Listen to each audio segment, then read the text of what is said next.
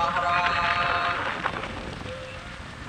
सतगुरु मेराज महाराज की पूज्य पर्वतराम महाराज रामा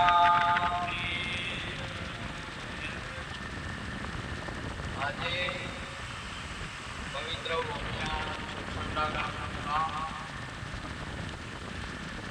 મહારાજ શ્રી પરબતરામના સાનિધ્યમાં આજે સૌરા મંડપનું આયોજન સાથે તમામ ગુરુ ભક્તો તથા સંતોને તેડી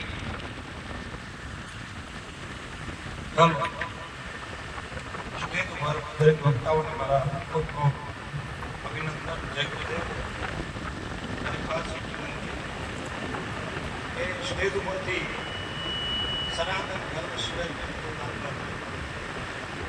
સનાતન ગૌરવ સિવાય કોઈ વાત થવી જોઈએ નહીં.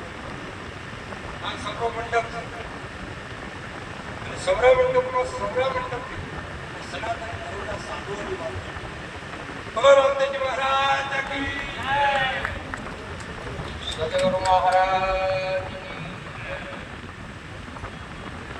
આજે રામાપીરના બીજનો મહિમા એમાં આપણા પીરથી એક વાત સુંદર કે હરજી ભક્તિ કરો તો આગળ ઉકેલી જાઓ.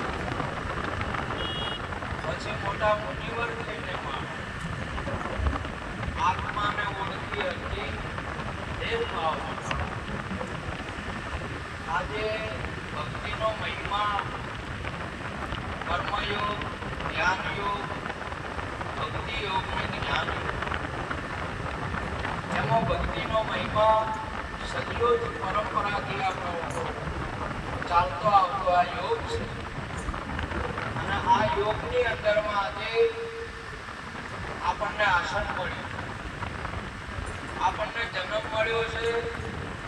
એમાંય સુંદર આપણને આજે સંતોના શરણે સત્સંગ સાંભળવાનો આજે આપણને અવસર આ પરબતરામ મહારાજે આપણને મેળવી આવ્યો. આ અવસરની અંદરમાં મહારાજના દર્શનનો ઘણો મોટો મહિમા છે. બીજના દર્શનનો ઘણો મહિમા છે. અને દર્શન મહાપુરુષે કહ્યું તુલસી દીન બડા સંત મિલન કો આઈ નૈન બરાબર ભેટતા દુઃખ સંભળ જાય. આપણા મહાપુરુષો બોલ્યા છે દર્શનનો ઘણો મોટો મહિમા છે. જેવી રીતે દૂધ દહીંને મળી જાય એટલે પોતાનું અસ્તિત્વ બદલાઈને દહીંમાં પરિવર્તન થાય છે. એમ આજે આપણો માનવ જન્મ આજે સંતોને મળી જાય છે તો ભક્ત અથવા ભગવાનમાં પરિવર્તન થાય. આજે ભારતીય સનાતન સંસ્કૃતિની અંદરમાં ડગલે ડગલે સંત સુરા ભક્ત અથવા એથી વિશેષ આપણા ભારતની અંદરમાં ભગવાનનું પ્રાગટ્ય થાય. એટલા માટે આપણા ભગવાન શ્રી ગીતાજીની અંદરમાં સુંદર એક વાત કરી છે યદા યદા હિ ધર્મસ્ય ગ્લાનિર્ભવતિ ભારત અભ્યુત્થાનમ અધર્મસ્ય તદાત્માનમ સૃજ્યમ. આજે પરબતરામ મહારાજના રૂપમાં કોઈ ગુરુ મહારાજના રૂપમાં ભક્તના રૂપમાં અને બધાય તમામે તમામના રૂપમાં પરમાત્મા છે. આપણા ભગવાન છે.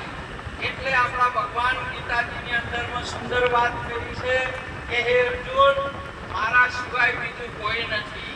આ આત્મા જ છે. આપણે પણ આત્મા છે. આપણા આત્મા છે.